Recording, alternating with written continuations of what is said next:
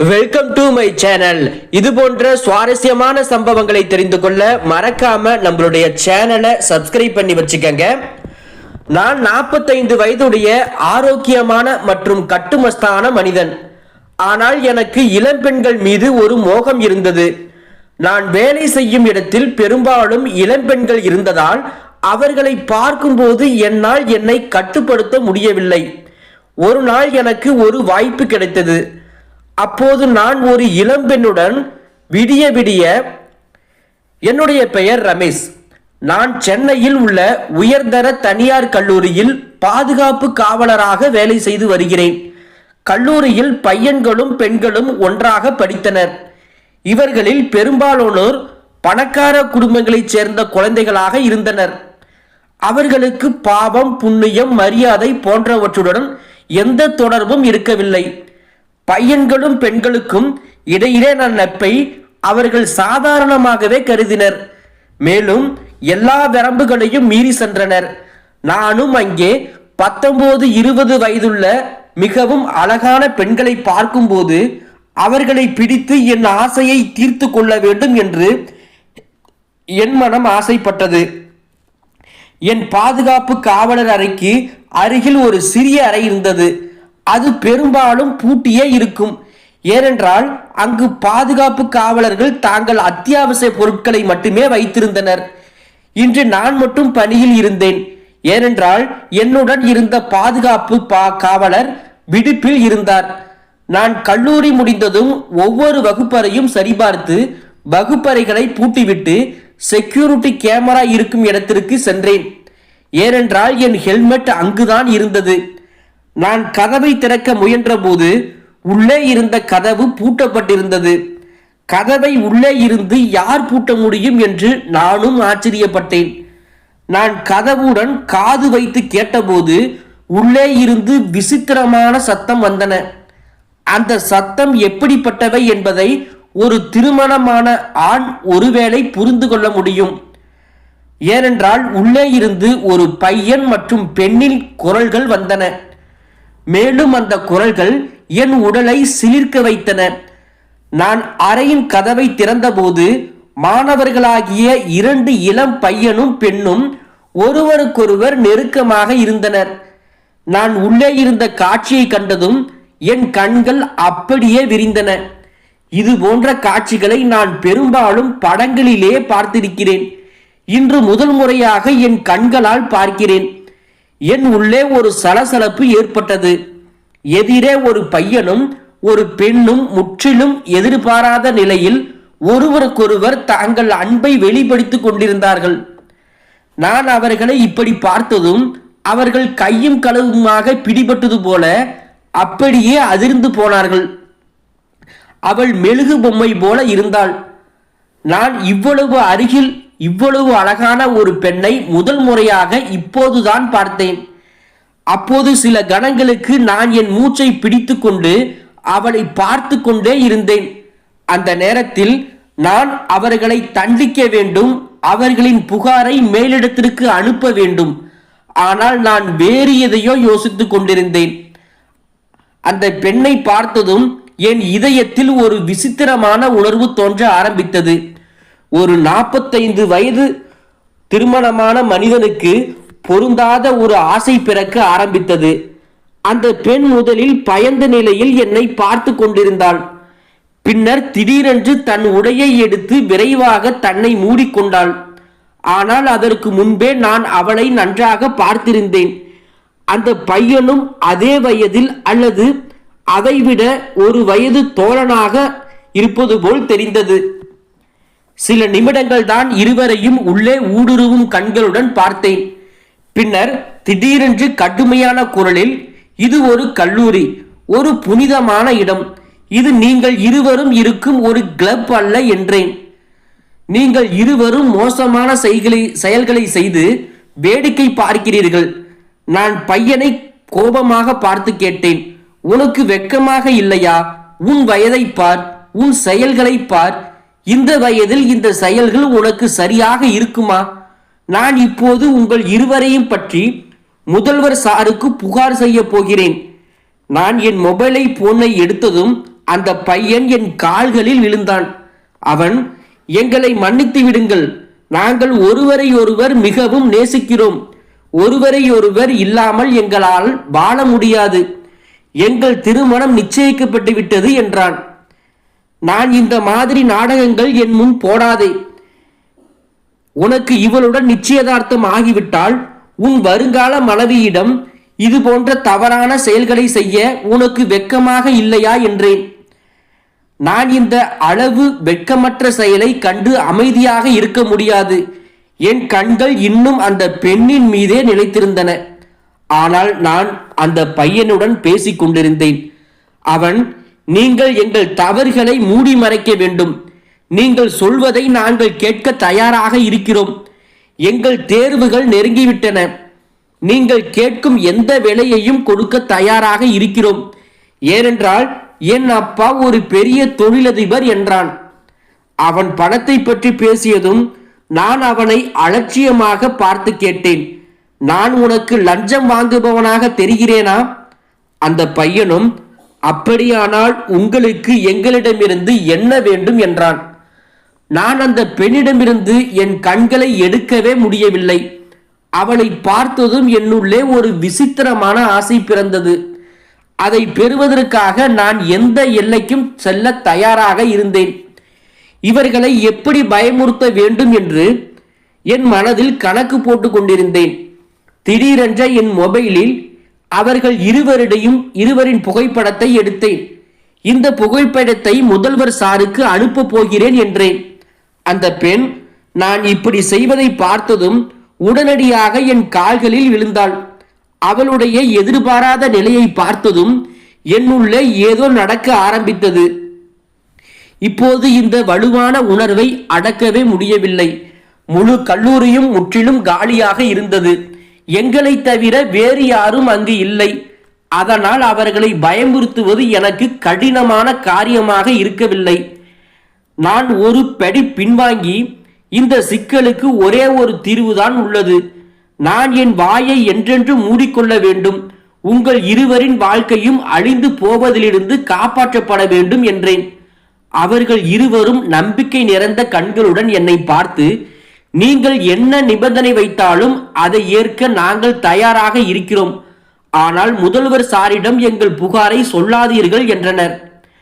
நான், நீ இந்த பெண்ணுடன் என்ன செய்து கொண்டிருந்தாயோ அதே வேலையை நானும் செய்ய விரும்புகிறேன், அதனால் நீ அறையை விட்டு வெளியே செல் என்றேன்.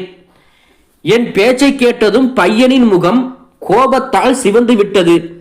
அவன் கோபத்துடன், கிழவா, உனக்கு வெட்கமாக இல்லையா? உன் வயதை பார், உன் செயல்களை பார் என்றான். நான் வெட்கத்தை பற்றி நீ என்னிடம் பேசுவது நல்லதா? ஏனென்றால் உன் வெட்கத்தை நான் என் கண்களாலே பார்த்தேனே. இவள் உன்னுடன் எல்லாவற்றையும் செய்ய முடிந்தால் என்னிடம் செய்ய என்ன தவறு இருக்கிறது என்றேன். என் பேச்சை கேட்டதும் பையன் உடனடியாக அந்த பெண்ணின் முன் ஒரு கேடயம் போல் நின்றான்.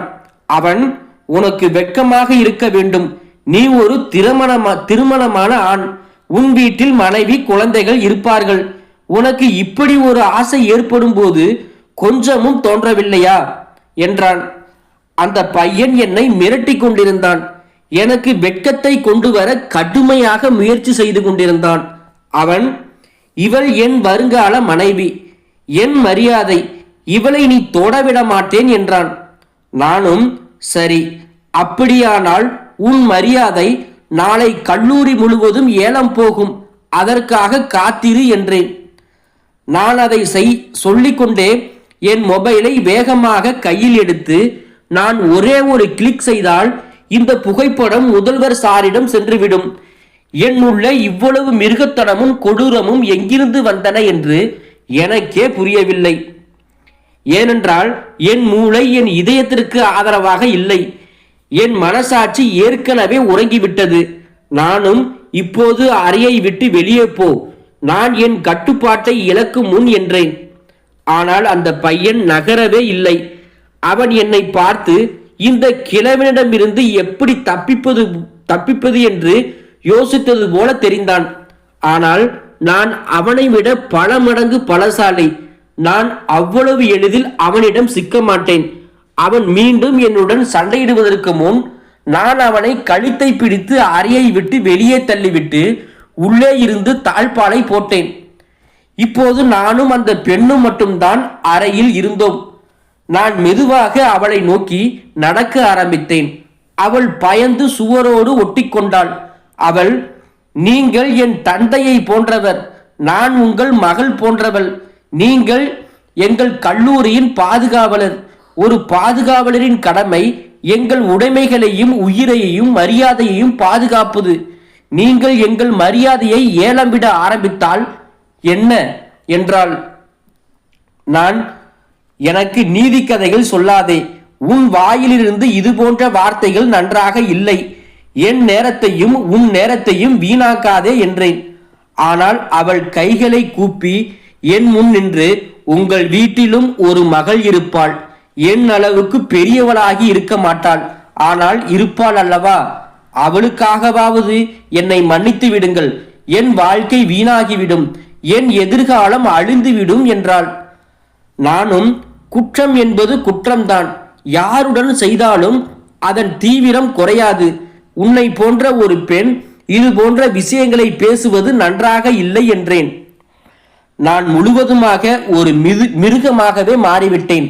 பையன் வெளியே நின்று கதவை தட்டி கொண்டிருந்தான்.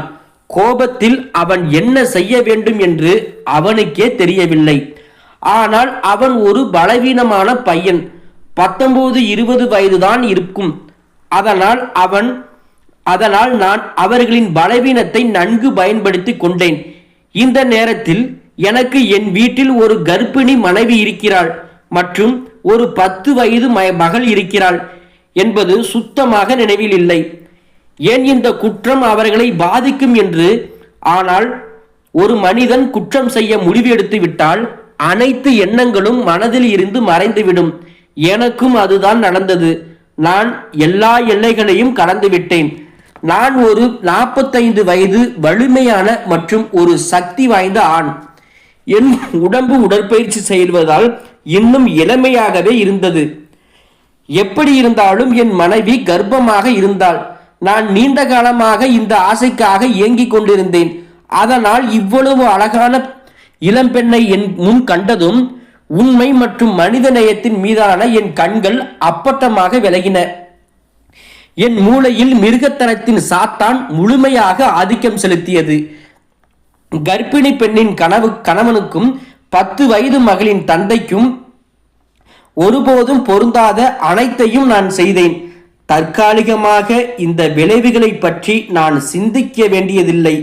இவ்வளவு காலத்திற்கு பிறகு என் உடல் அடைந்த இந்த இன்பத்தை நான் உணர வேண்டும். நான் கதவை திறந்தபோது அந்த பையன் காயமடைந்த சிங்கம் போல் என்னை பார்த்தான். அவன் கண்கள் சிவந்து நின்றன. நான் நிதானமாக ஒரு பெருமூச்சு விட்டேன். அவன் பார்வைகள் என்னை பாதிக்காதது போல. அவன் ஒரு சிறிய பையன். நான் அவனை மிகவும் அச்சுறுத்தலாம். ஆனால் அவன் அருகில் சென்று, இன்று கல்லூரியில் நடந்ததை பற்றி எனக்கு எதுவும் தெரியாது. உள்ளே உன் காதலியும் உனக்காக காத்திருக்கிறாள். இங்கிருந்து அழைத்துச் செல். அவள் மிகவும் சோர்வாக இருக்கிறாள். அதனால் இன்று உனக்கு எந்த மகிழ்ச்சியும் தர முடியாது என்று கூறி ஒரு கொடூரமான புன்னகையுடன் சிரித்தேன். அவன் என் சட்டையை பிடித்து என் கண்களை உற்று பார்த்து, என் முகத்தை நன்றாக நினைவில் வைத்துக்கொள், ஏனென்றால் இந்த முகம் உன் கனவுகளில் உன்னை பயமுறுத்தும். நீ உன் வாழ்நாள் முழுவதும் தூக்கத்திற்கும் அமைதிக்கும் ஏங்குவாய். இது என் வாக்குறுதி. இன்று நீ என் காதலை அளித்தாய், நாளை உன் வாழ்க்கையை அளிப்பேன் என்று கூறினான். திடீரென்று என் உடலில் ஒரு மின்னோட்டம் பாய்ந்தது. ஆனால் இந்த எலி என்ன செய்துவிடும் என்று நினைத்து என் மனதிலிருந்து அதை உதறிவிட்டேன். அவர்கள் இருவரின் புகைப்படங்களும் இன்னும் என் மொபைலில் பாதுகாப்பாக இருந்தது. ஆனால் அவன் ஏதாவது செய்ய முயற்சித்தால் நான் மீண்டும் அவனை மிரட்டுவேன். அடுத்த நாள் காலை எனக்கு நரகமான வாழ்க்கையின் ஆரம்பமாக இருந்தது. ஏனென்றால் நான் கல்லூரிக்கு சென்றவுடன் அங்குள்ள காட்சியை பார்த்து என் முடிகள் சிலிர்த்து விட்டன. ஏனென்றால் நேற்று நான் வீடு திரும்பிய போது அந்த பையனும் பெண்ணும் உள்ளேதான் இருந்தார்கள். ஆனால் இன்று எல்லா இடங்களிலும் குழப்பமான நிலை நிலவியது. ஒருவேளை அவர்கள் பிடிபட்டிருக்கலாம் என்று நினைத்தேன். ஆனால் வெளியே போலீஸ் சைரன் கேட்டவுடன் என் மனதில் ஆபத்து மணி அடித்தது. நான் கல்லூரிக்குள் சென்றவுடன் எல்லா இடங்களிலும் துக்கம் சூழ்ந்திருந்தது. ஏனென்றால் அந்த பெண் மொட்டை மாடியில் இருந்து தற்கொலை செய்து கொண்டாள். அந்த பெண்ணின் சடலம் பிரேத பரிசோதனைக்காக மருத்துவமனைக்கு கொண்டு செல்லப்பட்டது. தரையில் அவளுடைய உடல் திரவம் வரையப்பட்டிருந்தது. என் மூளை முற்றிலும் குழப்பமடைந்தது. நான் குற்றத்தின் தீவிரத்தை நான் முதல் முறையாக உணர்ந்தேன். ஆனால் இப்போது நிலைமை கைமீறி போய்விட்டது. கல்லூரி முதல்வர் என்னை அறைக்கு அழைத்தபோது நான் மிகுந்த பயத்துடன் உள்ளே நுழைந்தேன். என் முகம் வெளறி போயிருந்தது. என் குற்றத்தை பற்றி அவர்களுக்கு தெரிய வந்துவிடுமோ என்று பயந்தேன். கல்லூரி முதல்வர், நீ இங்கிருந்து சென்றபோது அந்த பெண் கல்லூரியில் இருந்தாளா என்று கேட்டார். நான் கல்லூரியை நன்றாக ஆய்வு செய்தேன் சார். எல்லாவற்றையும் சரிபார்த்து விட்டுத்தான் வீட்டிற்கு சென்றேன். ஆனால் அந்த பெண் எங்கும் இல்லை. ஒருவேளை அவள் எங்காவது ஒளிந்திருக்கலாம். நான் வெளியேறுவதற்காக காத்திருப்பாள் என்று கூறினேன். என் வார்த்தைகளை கேட்டு கல்லூரி முதல்வர் மிகவும் யோசித்தார். நான் அவரது அலுவலகத்திலிருந்து வெளியே வந்தேன். பிரேத பரிசோதனை அறிக்கை வந்தவுடன் எனக்கு தெரியும், என் ரகசியம் வெளிவந்துவிடும். நான் வேறு எதையும் செய்வதற்கு முன் நான் வீட்டிற்கு சென்று விட்டேன். வீட்டிற்கு சென்ற பிறகு நான் பார்த்த காட்சி என் வேதனையையும் துன்பத்தையும் பல மடங்கு அதிகரித்தது. என் மனைவி அலறி கொண்டிருந்தாள். அவள், நான் அப்சராவை பள்ளியில் விட்டு வந்தேன்.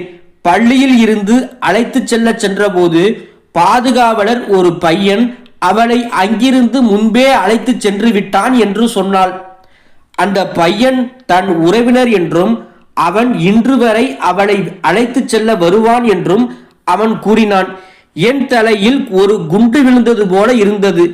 நான் ஒரு எலி என்று நினைத்த அந்த பையனின் அச்சுறுத்தல் உடனே எனக்கு நினைவுக்கு வந்தது. அது திடீரென்று ஒரு பயங்கரமான யதார்த்தமான என் முன் வந்து நின்றது. நான் உடனே தரையில் விழுந்து என் தலையை பிடித்து கொண்டேன். என் வேதனையும் அமைதியின்மையையும் தாங்க முடியாததாக இருந்தது. என் மனைவி, போய் என் மகளை அழைத்து வா, இல்லை என்றால் நான் இறந்து விடுவேன் என்று சொல்ல ஆரம்பித்தாள். அவள் என் முன் கைகூப்பி அழுதாள். நான் தேம்பி அழுதேன்.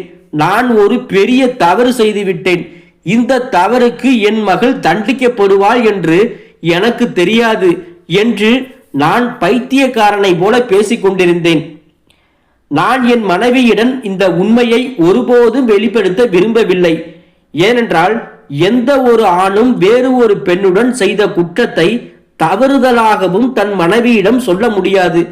ஆனால் இந்த நேரத்தில் நான் எந்த உணர்ச்சி பூர்வமான தருணத்தில் இருந்தேன் என்று தெரியவில்லை. என் இதயம் வெடித்துவிடும் நிலையில் இருந்தது. இந்த நேரத்தில் நான் என் குற்றத்தை ஒப்புக்கொள்ளாவிட்டால் என் துக்கம் உள்ளுக்குள்ளேயே என்னை கொன்றிருக்கும். என் மனைவி இதையெல்லாம் கேட்டபோது அவள் சில வினாடிகள் அதிர்ச்சியடைந்த கண்களுடன் என்னை பார்த்தாள். பிறகு அவள் என் சட்டையை பிடித்து, வெக்கங்கெட்டவனே, உனக்குள் ஒரு மிருகமும் வாழ்கிறது என்று எனக்கு இதுவரை தெரியவில்லை. உனக்கு வெட்கமாக இல்லையா? நீ 10 வயது மகளின் தந்தை. உன் மனைவி மீண்டும் தாயாக போகிறாள். நீ சற்றும் சிந்திக்கவில்லை. ஒரு பெண்ணின் மரியாதையை அழித்து விட்டாய். என் மகளுக்கு ஏதாவது நடந்தால் நான் உன்னை ஒருபோதும் மன்னிக்க மாட்டேன். நான் உன்னை போலீசில் ஒப்படைப்பேன். உன்னை தூக்கிலிடுவேன். அந்த பையன் யார்? அவன் எங்கிருந்து வருகிறான் என்று என்னிடம் சொல். நான் அவன் வீட்டிற்கு செல்வேன். அவன் காலில் விழுவேன். ஒரு குற்றவாளியின் குற்றத்திற்கு என் அப்பாவி குழந்தையை தண்டிக்க வேண்டாம் என்று கெஞ்சுவேன் என்று கூறினாள். நான் அந்த பையனை பற்றி எனக்கு தெரியாது. ஆனால் நான் கல்லூரியில் விசாரித்து வருகிறேன். நான் உடனடியாக எழுந்து வெளியே ஓட ஆரம்பித்தேன். ஆனால் நான் வெளியேறுவதற்கு முன்பு என் தொலைபேசி ஒலித்தது. நான் அப்படியே நின்று போய் விரைவாக அழைப்பை ஏற்றேன். என் மனைவி என்னருகில் வந்து நின்றாள். என் முகத்தில் பறக்கும் பயத்தை பார்த்தாள். நான் ஒரு பனிக்கட்டி போல் தொலைபேசியை கேட்டுக்கொண்டிருந்தேன்.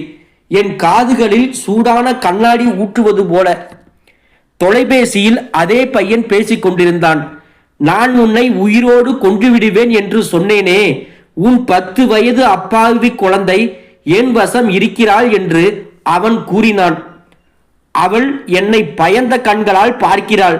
என் காதல், என் ஆசை, என் காதலி, உன்னை பார்த்தது போல நீ மனிதநேயத்தின் எல்லையை தாண்டி ஒரு சாத்தான் ஆனபோது எலும்புகளை பார்த்ததும் முற்றிலும் பைத்தியக்காரன் ஆகும் ஒரு நாய் போல் ஆகிவிட்டாய்.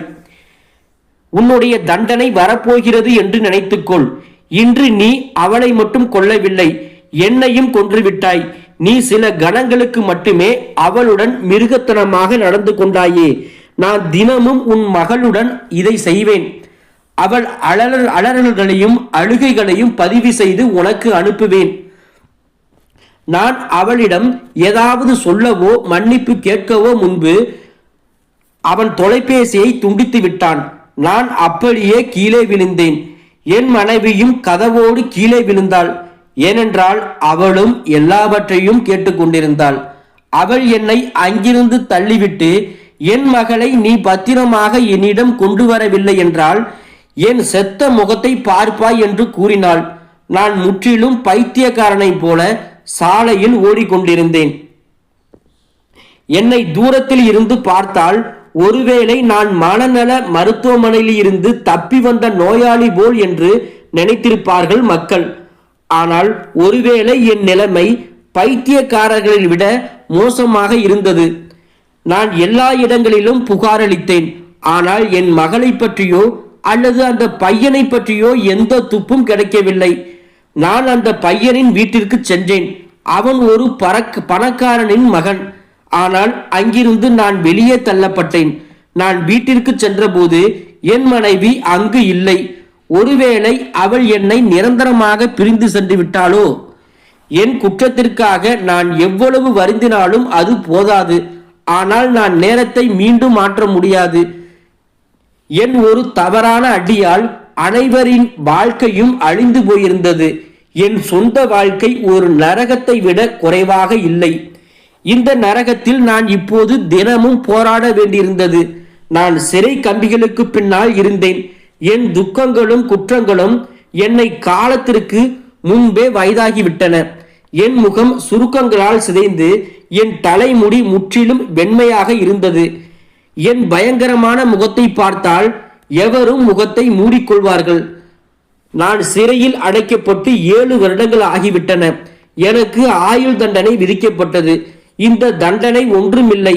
இந்த தண்டனைக்கு முன் என் ஆன்மா உருகி கொண்டிருந்தது. என் மகளின் அலறல்கள் தினமும் கனவில் எனக்கு கேட்டன. நான் பைத்தியக்காரனை போல என் தலைமுடியை பீத்து கொள்ள ஆரம்பித்தேன். உரத்த குரலில் மன்னிப்பு கேட்டேன். என் மகளுக்கு இந்த தண்டனை கிடைக்க கூடாது என்று கடவுளிடம் மன்றாடினேன். ஆனால் இப்போது என்ன செய்ய முடியும்? 7 வருடங்களுக்கு பிறகு முதல் முறையாக என் மனைவி என்னை சந்திக்க வந்தாள். இத்தனை காலத்திற்கு பிறகு அவளை பார்த்ததும் அவள் முன் கைகளை கூப்பினேன். என் குற்றத்திற்காக என் மகளுக்கும் தண்டனை கிடைக்கும் என்று எனக்கு தெரியாது என்று சொன்னேன்.